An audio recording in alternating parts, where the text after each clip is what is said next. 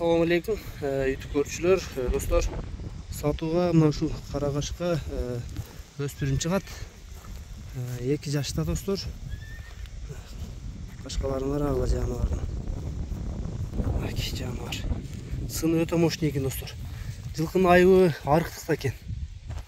Бирок ушинтсе дагы мына өзүн алып турушуңар, ал баштарын үйдө алып жүрүшү, башынын формалары сорузун карагыла, сору дагы кеңири, достор.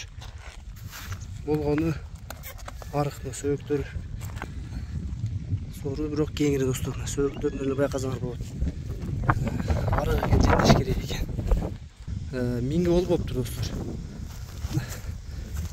Үйдө бир мээнет кылам деген адамдарга, достор, алып баксаңар, бул жылкы өтө башкача болуп өзгөрөт. Өңү дагы карагашка буйрузаны минип үйрөтүп, көкүрөктөр дагы кенен. Туяктар, буттарда эч кандай айып жок. 4 буту тең таза. Ден соолугу да жакшы, достор. Болгону жайлоодон түшкөн жакында эле. Ошон үчүн арыгыраак. Курт-буттарын берип, жемди, чөптү жакшылап берип бакса, достор, өзгөрөт. Бою 1.55-тин үстү экен. Азыр акчасын да сурап көрөлү. Адилет, өспүрүмүн баазын канча дейсиң? 155 миң. 155 миң. Кем болот да буйруза?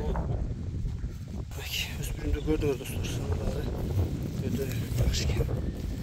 Баазын уктуңар, доставкалар буйруза болот. Кемин дагы кылып беребиз деди.